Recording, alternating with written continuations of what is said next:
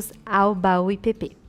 E nós tiramos lá do fundo do baú uma pregação do nosso queridíssimo reverendo Hernandes Dias Lopes. E é lá de março de 2016, com o tema Blasfêmia contra o Espírito Santo, baseado no livro de Marcos, capítulo 3.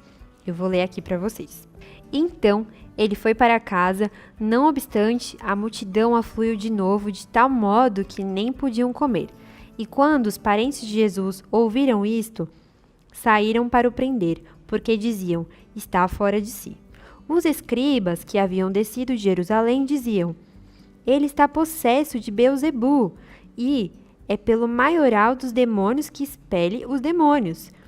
Então, convocando-os, Jesus lhe disse por meio de parábolas, como pode Satanás expelir a Satanás? Se um reino estiver dividido contra si mesmo, tal reino não pode substituir. Se uma casa estiver dividida contra si mesma, tal casa não poderá subsistir. Se, pois, Satanás se levantou contra si mesmo e está dividido, não pode subsistir, mas perece. Ninguém pode entrar na casa do valente para roubar-lhe os bens sem primeiro amarrá-lo, e só então lhe saqueará a casa. Em verdade vos digo que tudo será perdoado aos filhos dos homens, os pecados e as blasfêmias que proferirem. Mas aquele que blasfemar contra o Espírito Santo não tem perdão para sempre, visto que é réu de pecado eterno. Isto porque diziam, está possesso de um espírito imundo. Bom, aproveitando que agora a passagem está fresquinha na sua mente, eu quero te fazer a pergunta da nossa enquete. Você sabe o que é blasfêmia do Espírito Santo? Irmãos queridos, nós vamos abrir o texto da palavra de Deus. O Evangelho de Cristo, conforme o registro de Marcos, capítulo 3. Marcos, capítulo 3.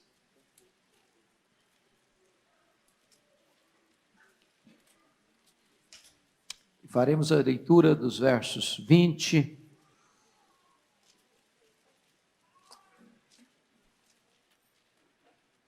até o versículo 35.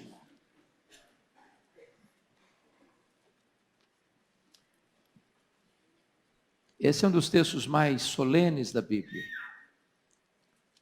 tratando de um assunto extremamente solene, a questão da blasfêmia contra o Espírito Santo. Eu falei com o pastor Erival agora há pouco, eu estou com 57 anos, e já com 34 anos de pastorado, e eu só preguei sobre esse assunto uma vez. Nunca escutei um sermão sobre esse assunto. Esta é a segunda vez que eu vou tratar desta matéria. Esse é um assunto que nós pouco ouvimos, pouco falamos.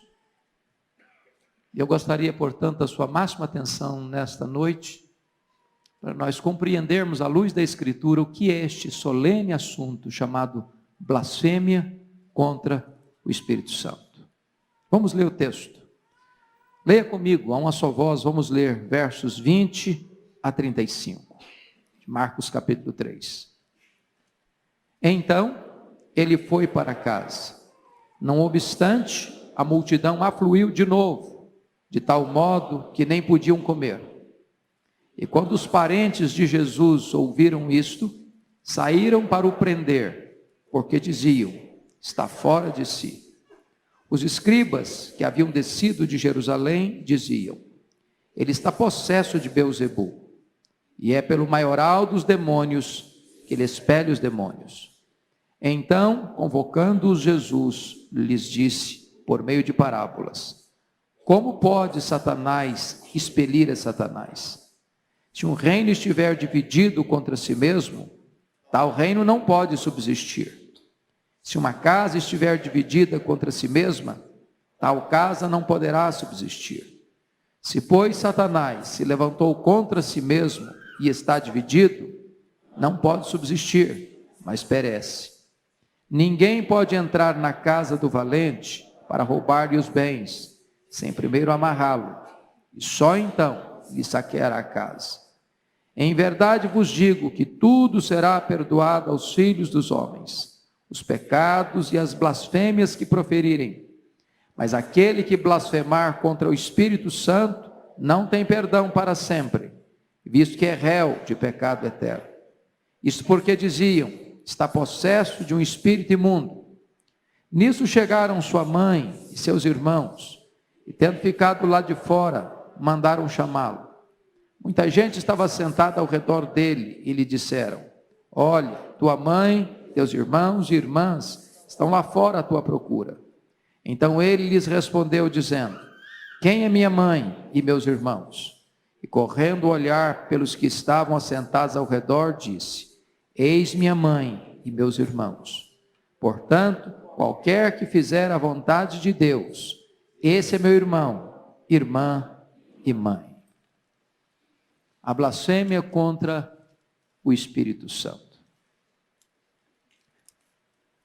Há 3 posições distintas sobre a pessoa de Jesus Cristo que introduzem este solene assunto da blasfêmia contra o Espírito Santo. Em primeiro lugar, você vê aí a posição da multidão, versos, confira comigo, Mateus 12, 22 e 23, que é um texto paralelo desse, porque lá somos informados de um detalhe que aqui em Marcos não tem. É preciso hoje que você abra um pouco a Bíblia comigo para entender isso. Mateus 12, 22 e 23. Você pode ler a uma só voz comigo? Vamos juntos? Então lhe trouxeram um endemoniado, cego e mudo, e ele o curou, passando o mudo a falar e a ver. E toda a multidão se admirava e dizia: é este porventura o filho de Davi? Só até aqui. Notem vocês que Jesus acabara de realizar um grande milagre. O milagre da libertação de um endemoniado, que era cego e mudo. Ele não via, ele não falava. Quando Jesus o vê, Jesus o cura, passando ele a falar e a ver. Diante desse milagre, a multidão suscita uma pergunta: porventura, não é este o filho de Davi, o Messias? Aqui está o primeiro cenário. A multidão começa a pensar e a dizer, e a perquirir, a interrogar, a questionar sobre esta questão de ser ele o Messias. E obviamente a admiração da multidão é o pano de fundo para a hostilidade dos escribas que vão blasfemar contra o Espírito Santo. Então só chama a sua atenção, a guisa de introdução, que o cenário é esse. Jesus está ganhando reconhecimento, Jesus está ganhando popularidade, Jesus está se apresentando para essa multidão como o Messias, o filho de Davi. E aí isso começa então a hostilidade dos escribas, desencadeia a hostilidade dos escribas. Segunda posição que esse texto mostra, agora volta para Marcos, por favor, Marcos 3, versículo 21, a posição da família. O verso 21 vai nos informar que quando os parentes de Jesus ouviram isto, ouviram o quê? O que está no verso 20, que Jesus estava sendo tão procurado pela multidão que afluía, que ele não podia comer, não tinha tempo para comer. Porque Jesus não tinha tempo para comer, a família dele, a mãe, os irmãos, chegaram à conclusão: ele está fora de si. Ele não tem capacidade de gerenciar nem a vida dele mesmo. Se ele não tem capacidade de gerenciar a vida dele mesmo, ele está inapto para atender a multidão. E quando os parentes de Jesus ouviram isso, saíram para o prender, porque diziam: está fora de si. Preste atenção que a família de Jesus, a mãe e os irmãos, concluíram que Jesus estava com um problema de insanidade mental. E eles queriam colocar Jesus debaixo de uma espécie de custódia protetora. E saíram de onde estavam e foram lá onde Jesus estava, naquela casa, onde uma multidão o cercava para o prender. Esse é o pano de fundo. Mas a terceira posição do texto é a posição dos escribas, dos inimigos. Veja o verso 22. Os escribas que haviam descido de Jerusalém diziam: ele está possesso de Beelzebul, e é pelo maioral dos demônios que expele os demônios. O que é que está por trás? A popularidade de Jesus, o poder de Jesus e a inveja dos escribas de verem as multidões procurando Jesus e ver Jesus exercer poder para libertar os endemoniados. Então, ao verem a crescente popularidade de Jesus, resolvem dar mais um passo na direção de impedir que o povo seguisse a Jesus. O contexto aqui já revela para nós, no capítulo de número 2, que eles já haviam cogitado que Jesus tinha blasfemado contra Deus, porque tinha perdoado o pecado daquele camarada paralítico, que o pastor Arival fez menção agora há pouco. Blasfema. Depois, em seguida, no capítulo 3, quando Jesus cura aquele homem da mão ressequida dentro da sinagoga, eles tomam a decisão de se unirem com os herodianos, que eram inimigos deles, mas porque Jesus era o alvo comum, eles se associam aos herodianos com o propósito de matar Jesus. Então esta hostilidade está sendo construída, costurada. E agora, ao verem que Jesus está crescendo em seu ministério, que as multidões o procuram e que ele exerce poder para libertar os endemoniados, eles tomam uma outra atitude. Aliás, também já haviam censurado Jesus por quebrar o sábado. Agora eles tomam a seguinte atitude: Jesus está endemoniado. Jesus está possesso. Mas essa não era a única acusação, não. Ele está endemoniado em primeiro lugar. Em segundo lugar, ele age pelo poder de Beelzebul, o maioral dos demônios. Além de possesso, acusam eles, ele ainda atua, age pelo poder do maioral dos demônios. De certa forma, então, os escribas acusam Jesus não apenas de estar possesso de um espírito imundo, mas de estar dominado por Beelzebul, maioral dos demônios. Ele está possesso por um demônio, ele está possesso pelo maioral deles. Ele está possesso no mais alto grau de possessão. Ele está possesso não apenas por um espírito maligno, ele está possesso por aquele que é o chefe de todos os demônios. E essa palavra Beelzebul é uma palavra composta.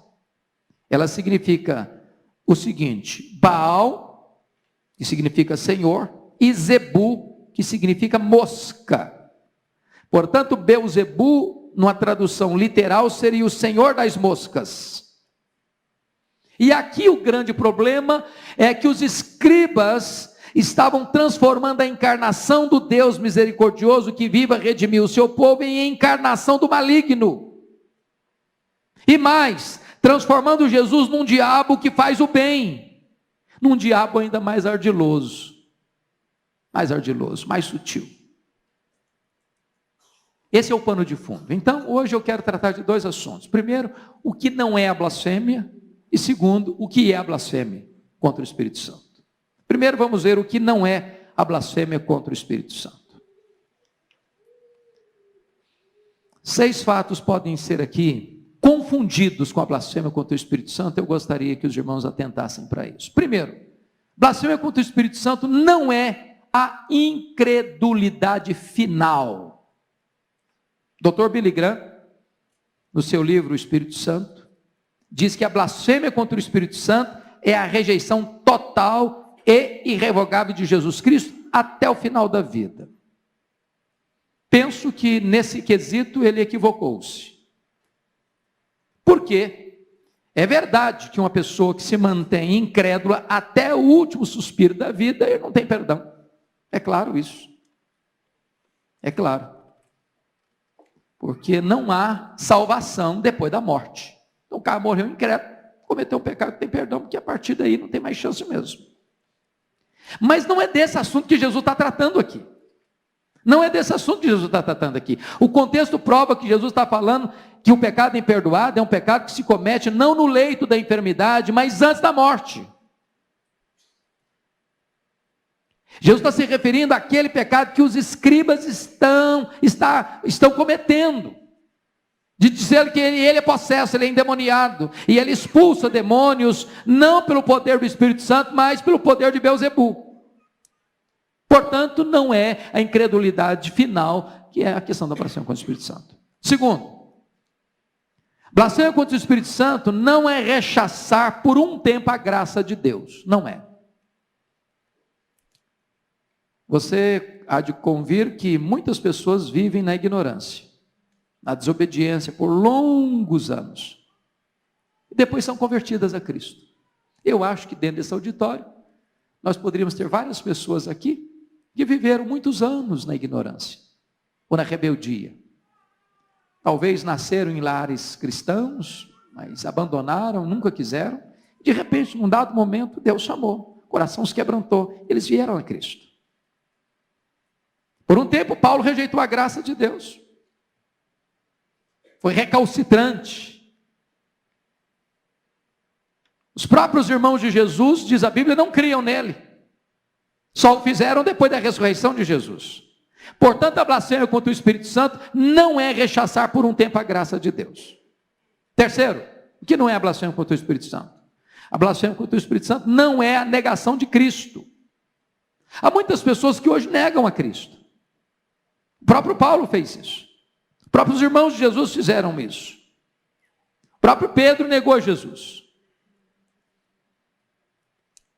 O que significa o seguinte: um ateu que nega a existência de Deus, de Cristo, do Espírito Santo, não necessariamente cometeu a blasfêmia contra o Espírito Santo, porque se for assim, nenhum ateu poderia se converter.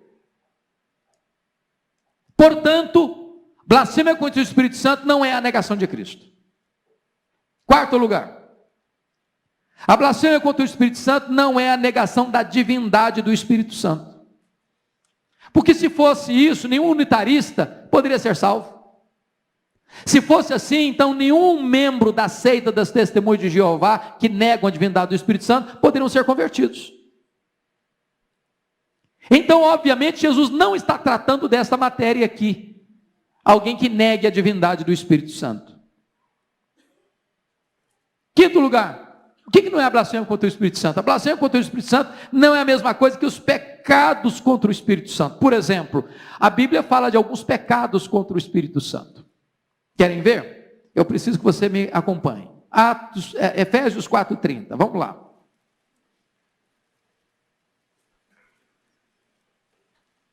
Efésios 4:30. Vamos juntos?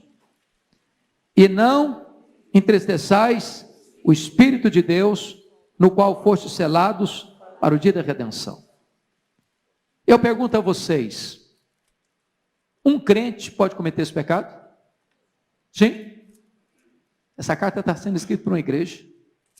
Toda vez, irmãos, que nós deixamos de andar em santidade, todas as vezes que nós pecamos contra Deus com as nossas palavras, com as nossas ações, com os nossos pensamentos, a nossa omissão, todas as vezes que nós negligenciamos a obediência, a fidelidade, a piedade, nós estamos entristecendo o Espírito Santo.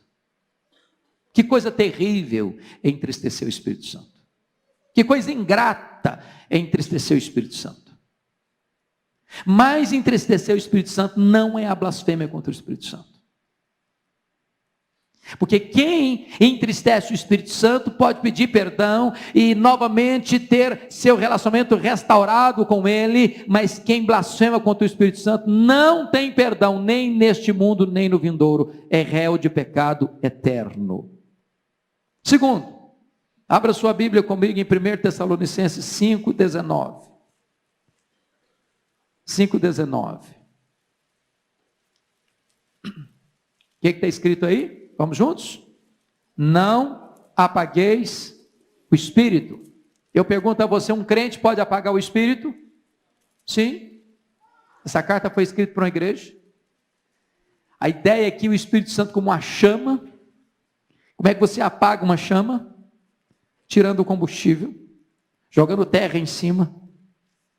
Você apaga o Espírito Santo, querido, quando você deixa de ler a Bíblia, quando você deixa de orar, quando você deixa de frequentar os cultos, quando você deixa de testemunhar, quando você deliberadamente escolhe viver em prática de pecado, em vez de viver em santidade e obediência. Mas um crente que apagou o Espírito Santo hoje, amanhã ele pode se arrepender, pode pedir perdão para Deus, pode ser restaurado por Deus e pode reacender essa chama outra vez. Portanto, apagar o Espírito Santo não é a blasfêmia contra o Espírito Santo. Porque este tem perdão, aquele não tem. Terceiro, confira comigo Atos 7:51. Atos 7:51.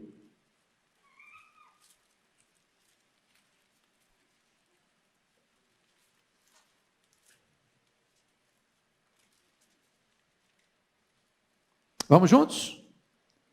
Homens de dura cerviz, incircuncisos de coração e de ouvidos, vós sempre resistis ao Espírito Santo, assim como fizeram vossos pais, também vós o fazeis. É possível que alguém resista o Espírito Santo? Sim, é possível. É possível que alguém que resistiu o Espírito Santo possa deixar de resisti-lo e ser convertido por ele? Sim, é possível. Quantos de nós, durante anos, não resistimos ao Espírito Santo?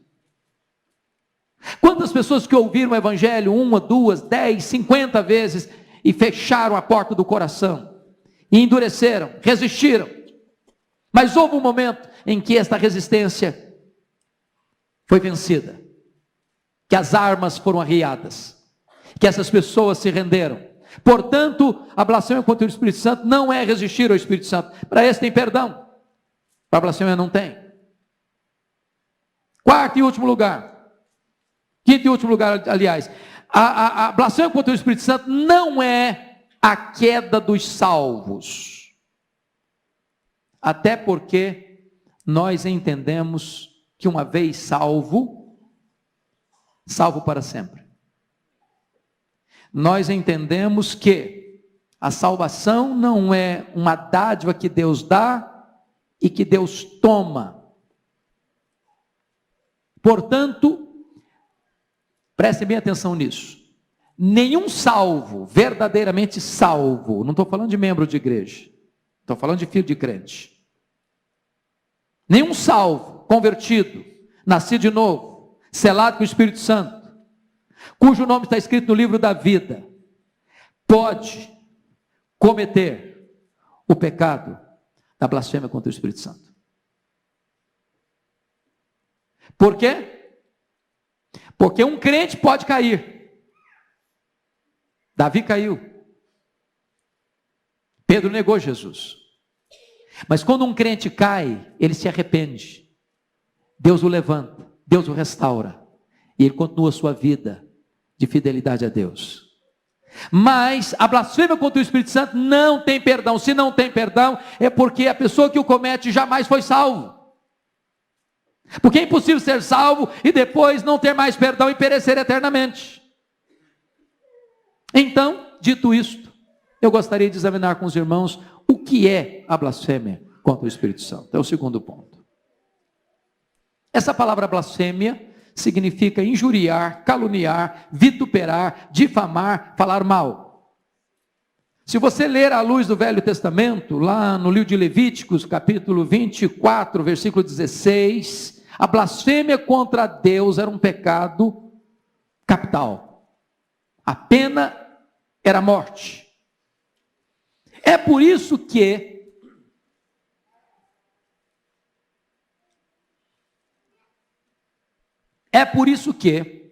no capítulo 2 de Marcos, no contexto imediato, quando Jesus diz para aquele paralítico que desceu pelo telhado: filho, perdoados estão os teus pecados, os escribas murmuraram, blasfemou.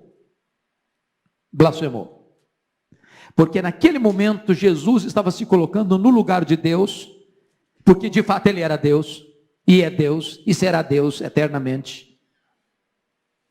E ele estava então arrogando para si uma prerrogativa exclusiva de Deus, que é perdoar pecados. Por isso eles, lá no tribunal do Sinédrio, quando Jesus foi preso no Getsemane, na casa do sumo sacerdote Anás e Caifás, condenaram Jesus à morte pelo crime de blasfêmia. Agora, o Velho Testamento tinha uma outra característica. Por exemplo, quando uma alma pecava, quando alguém pecava por ignorância, trazia uma oferenda pelo pecado, e era perdoada. Mas a pessoa que pecava deliberadamente era eliminada, cometia um pecado imperdoável, conforme Números 15 e 30. É dentro desse pano de fundo que vem a questão da blasfêmia contra o Espírito Santo. A blasfêmia contra o Espírito Santo, então, é um pecado consciente e deliberado, contra um conhecimento claro da verdade e da evidência. Ou seja, os escribas sabiam quem era Jesus, mas por inveja, eles resolvem afirmar, para tentar desviar a multidão de Jesus, para tentar obstruir o ministério de Jesus, afirmar, embora conscientes estavam do contrário, de que ele expulsava demônios pelo poder de Beelzebu, e que ele mesmo estava possesso de demônios. Em outras palavras, atribuíam uma obra de Deus, uma obra do Espírito Santo, ao próprio Satanás. Estavam dizendo que Jesus estava possesso, e que o poder que operava nele não era o Espírito Santo, mas o próprio poder de Beelzebu. Na linguagem de João Calvino, isso aqui é apostasia total. Diz a Bíblia que esse pecado não tem perdão. Toda a igreja pode até orar. Aliás, não devia orar, diz João. Quer dar uma olhadinha nisso? Abra lá em primeira carta de João, capítulo 5, versículo 16. Olha o que João diz sobre esse assunto.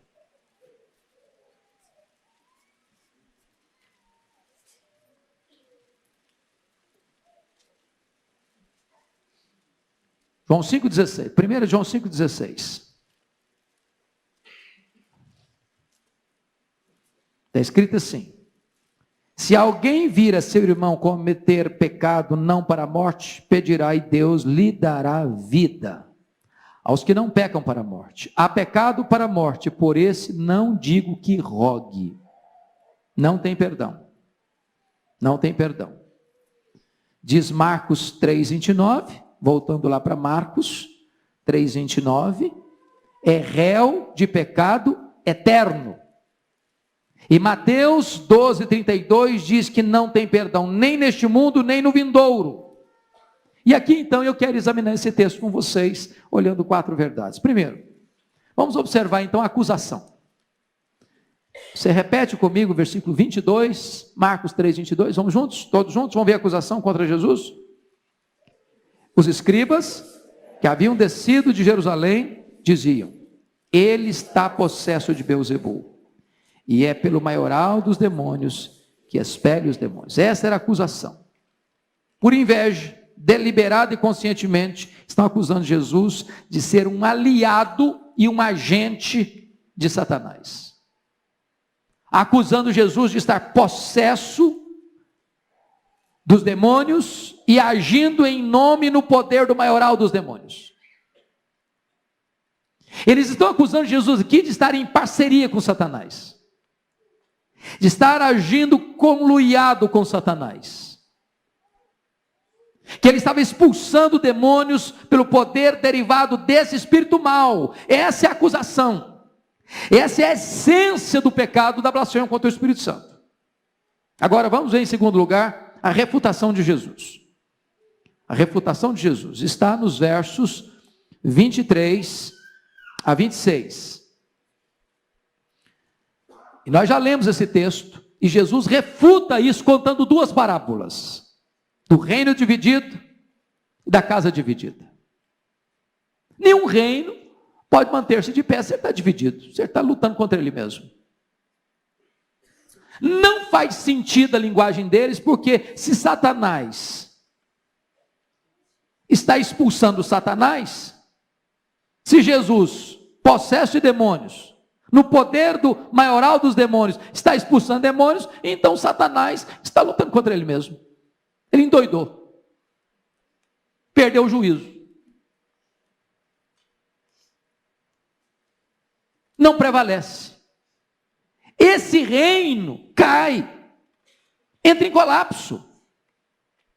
Jesus usa outra parábola, a parábola da casa. A casa dividida não permanece de pé, ela vai cair. É claro, marido está contra a mulher está contra o marido, os filhos estão contra os pais estão contra os filhos, essa casa vai cair, essa família vai ser arruinada. É impossível ela manter-se de pé se os membros dessa casa, em vez de se unirem para serem uma fortaleza, para se protegerem, para caminharem juntos, para vencerem juntos, eles estão drenando as suas forças, lutando uns contra os outros. Vai ser destruída essa casa. É a linguagem de Jesus. Mas Jesus está dizendo o contrário. Está dizendo o seguinte: o reino de Satanás é um sistema fechado. Fechado. O diabo é maligno, mas tolo ele não é.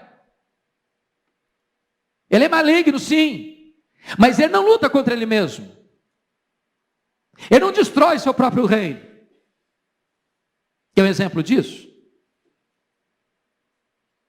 Pilatos e Herodes se unem. E Pedro acusou lá no seu sermão em Jerusalém: com gentios e gente de Israel se uniram contra o seu santo servo Jesus. Satanás pega todos os seus agentes para lutar contra Jesus, mas Satanás não pega os seus agentes para lutar contra eles mesmos.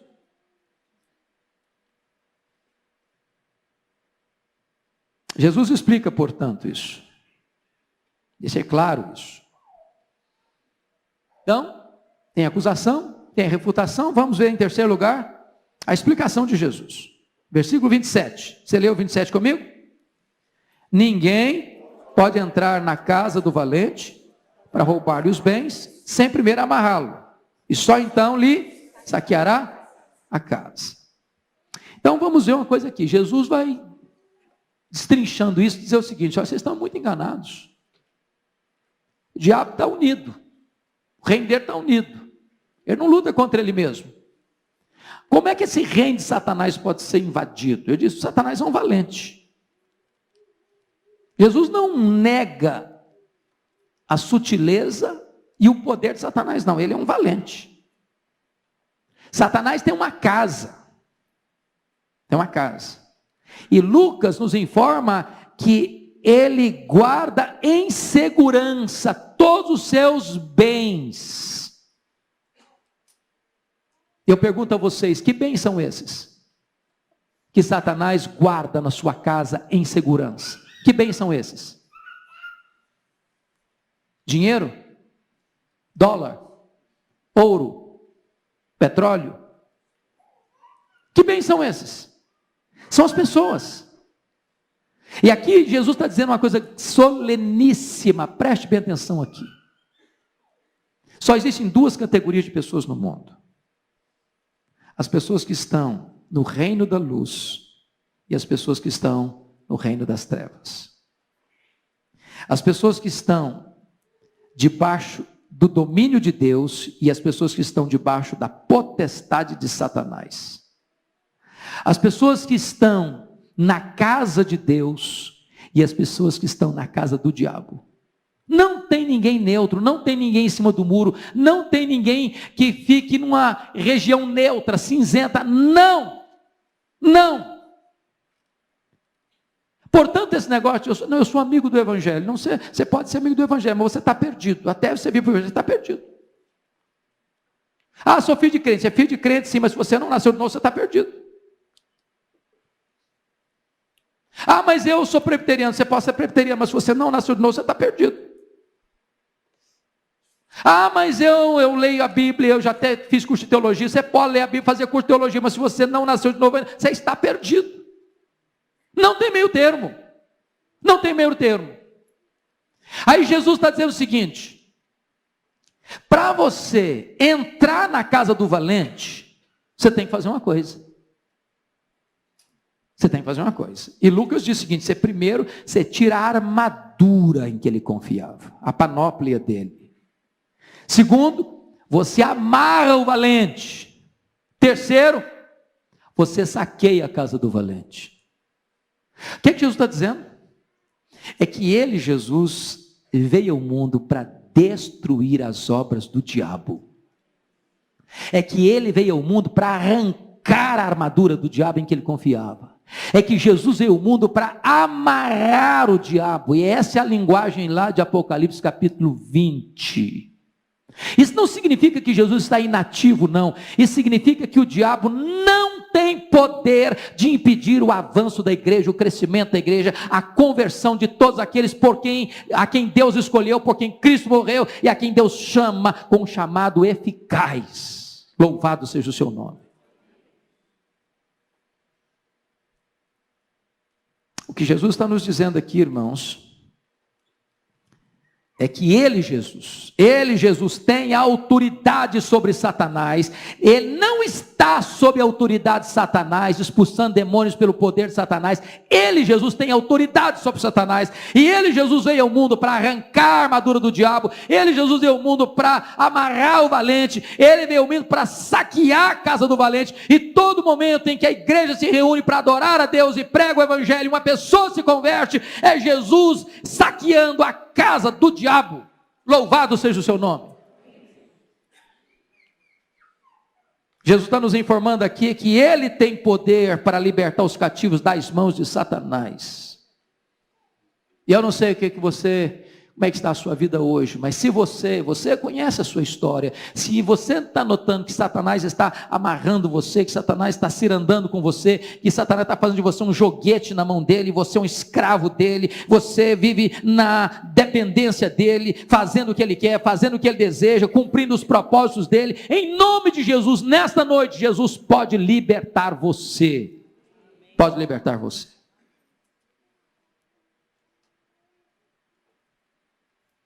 Quarto lugar, observemos a exortação de Jesus. Olha comigo os versos 28 a 30. Vamos juntos ver a exortação de Jesus? Em verdade, vos digo, que tudo será perdoado aos filhos dos homens, os pecados e as blasfêmias que proferirem. Mas aquele que blasfemar contra o Espírito Santo, não tem perdão para sempre, visto que é réu de pecado eterno. Isto porque diziam, está possesso de um espírito imundo.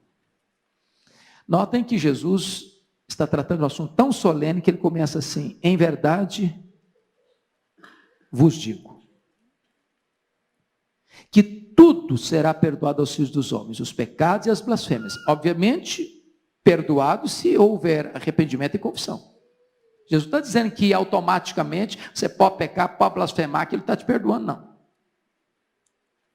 Tudo está dizendo o seguinte: em havendo arrependimento, em havendo confissão, em havendo abandono, há perdão. Há perdão. E isso para mim, irmãos, é a glória do Evangelho. É a glória do Evangelho. Porque, na verdade, por pior que seja a pessoa, por mais arruinada que ela esteja, por mais afundada no pecado que ela esteja, por mais amarrada pelos demônios que ela esteja, por mais profundo seja o poço que ela caiu, a graça de Deus é mais poderosa e mais profunda. Não tem vida irrecuperável para Deus, em havendo um coração quebrantado. Corrie ten Boom disse que o mais profundo abismo, a graça de Deus ainda é mais profunda.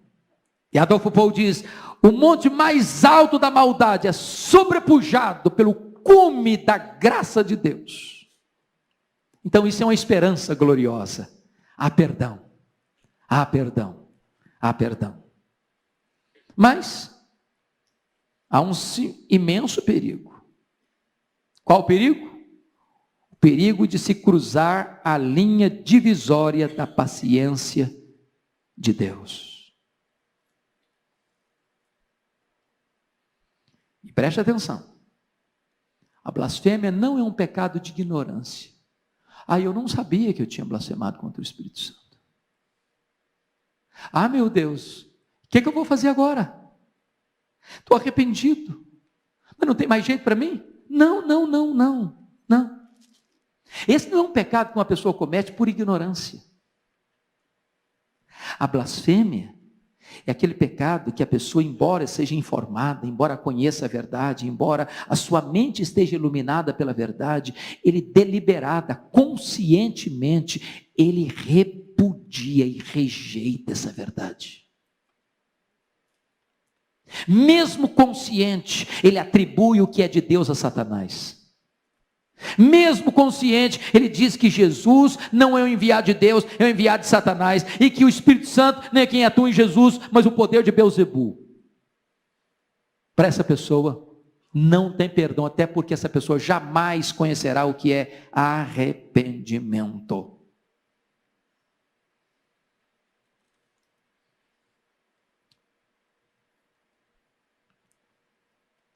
Por pior que seja uma pessoa, por mais grave que seja o seu pecado, essa pessoa pode ser perdoada. A Bíblia tem referências tão lindas, por exemplo, o que aconteceu com Manassés, pior rei de Judá. Um homem assassino, um homem feiticeiro, um homem idólatra, um homem cruel. O perdão para ele.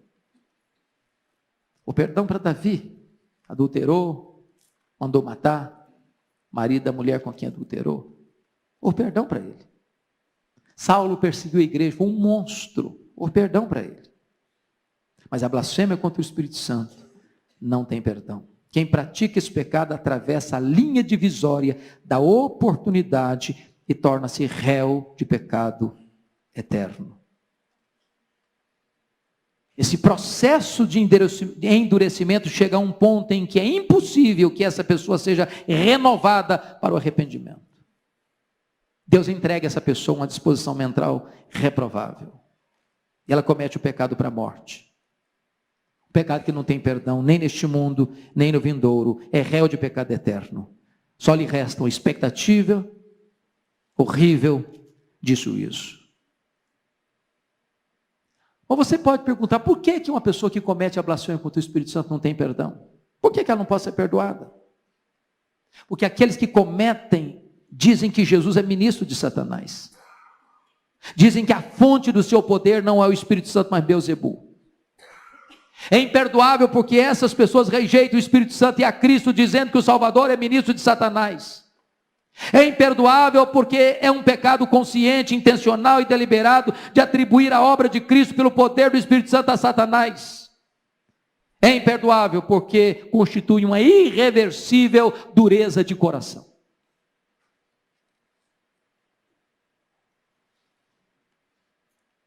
Os escribas, mesmo sob a evidência incontroversa das obras de Cristo, negam e invertem essa obra. Pode ter certeza disso, eles não sentiram nenhuma tristeza, nenhum pesar pelo seu pecado. Eles substituíram a penitência pela insensibilidade e a confissão pela intriga. Em outras palavras, eles fecharam a porta da graça com as suas próprias mãos. Isso é blasfêmia. contra o Espírito Santo. E eu concluo com 3 implicações breves. Primeiro, você e eu precisamos tomar muito cuidado, evitando o julgamento. Eu já vi tanta gente na igreja, apressadamente, afoitamente, equivocadamente, indevidamente dizer: fulano blasfemou contra o Espírito Santo. Não sou eu nem é você que vai dizer isso. Não carimbe ninguém. Não rotule ninguém. Cuidado para você não julgar as pessoas, dizendo: aquele outro blasfemou contra o Espírito Santo. Não façamos isso. Não seja dogmático nessas afirmações sobre aqueles que supostamente cruzaram essa linha divisória da paciência de Deus. Deixa essa decisão com Deus. Somente Ele sabe se e quando alguém ultrapassa essa linha do pecado para a morte. Segunda implicação prática: evite o desespero. Eu já vi crente depressivo. Eu já vi crente desesperado. Eu já vi crente correr para os divãs, porque estava atormentado de espírito, de mente, de alma, com medo de ter cometido esse pecado. Deixa eu dizer uma coisa para você. Nenhuma pessoa que está aflito pelo medo de ter cometido esse pecado, cometeu esse pecado. Porque quem comete esse pecado não sabe o que é arrependimento. Não tem qualquer quebrantamento. Não tem qualquer evidência de arrependimento. Não tem nenhuma tristeza por ele. Mas em último lugar, você e eu precisamos evitar a leviandade. Não brinque com a graça de Deus. Não zombe da misericórdia de Deus. Não ultraje a graça de Deus. Zombar de Deus e da sua graça pode ser fatal. Porque aqueles que zombam e escarnecem da graça de Deus podem cruzar essa linha invisível e podem perecer eternamente. Só Deus sabe. Nós não podemos brincar com isso. Eu quero convidar você para a gente orar.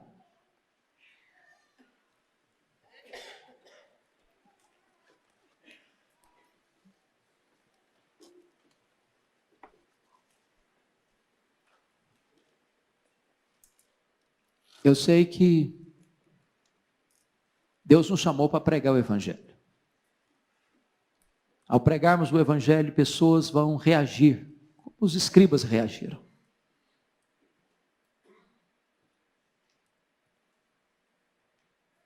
Você conhece gente, como os escribas, muito conhecimento, muita Bíblia. Pode dar uma aula para você de Bíblia. Mas o coração endureceu. A alma calcificou. E essas pessoas acabam vivendo deliberadamente no pecado. E pode chegar um momento em que essas pessoas não sintam mais nada. Nenhuma tristeza, nenhuma culpa, nenhum arrependimento. E podem ultrapassar essa linha invisível. Por isso eu conclamo a você nesta noite. Você já nasceu de novo. Porque a única segurança que você tem de nunca, jamais vir a cometer esse pecado é a certeza que você já nasceu de novo. Não basta você ser presbiteriano, não basta você ser filho de crente, não basta você frequentar a igreja. Os fariseus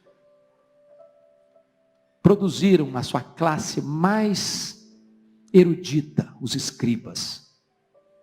Eram doutores, sabiam de tudo. Eram mestres. mas eles blasfemaram contra o Espírito Santo. Hoje é um tempo para você parar e refletir. O Espírito Santo habita em você. Você tem honrado o Espírito Santo. Você tem obedecido ao Espírito Santo. Você tem sido um crente cheio do Espírito Santo. Você desfruta do gozo, da alegria do Espírito Santo. Há fruto do Espírito Santo na sua vida. Você tem exercido os dons do Espírito Santo. Hoje, nesta noite,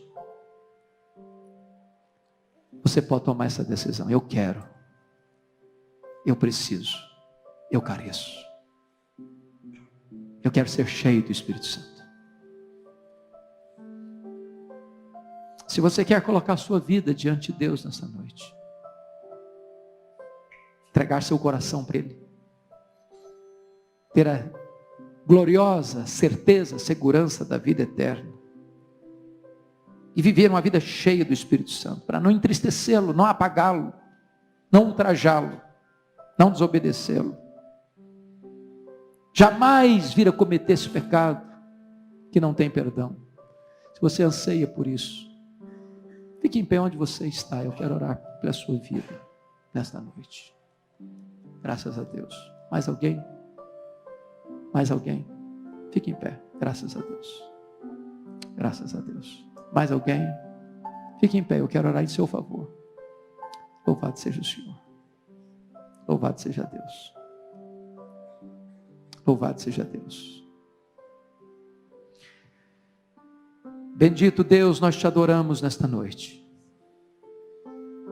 Porque a tua palavra nos traz um assunto tão grave, tão solene. E nós te louvamos pela exortação da tua palavra. Senhor, livra aqueles que ainda não se renderam a Cristo de cometerem este pecado da blasfêmia contra o Espírito Santo. Atrai aqueles que ainda não são teus para a cruz. Arranca-os da casa do valente, dando a eles a liberdade dos filhos, um novo coração, uma nova mente, uma nova vida, uma nova família, uma nova pátria. Aqueles que já são teus, ó Deus, enche-os do teu Espírito, dá-lhes a alegria da salvação, dá-lhes gozo em Cristo, dá-lhes plenitude de vida em Jesus, para que experimentem de forma maiúscula a riqueza da tua graça e vivam na plenitude do teu Espírito. Sustenta a tua igreja, Senhor. Aqueles que nesta noite colocam-se diante de ti, sustenta-os com o teu poder, concedendo-lhes a tua graça, que é melhor do que a vida. É em Cristo Jesus é que te oramos com ações de graças. Aleluia. Amém. Podem assentar, queridos. E aí, descobriu o que é blasfêmia contra o Espírito Santo? Espero que essa mensagem tenha te instigado a ser mais reverente e que só passemos a temer e tremer diante de nosso Deus. Então, comenta aqui o que você achou e nós voltamos com mais Baú IPP amanhã. Tchau!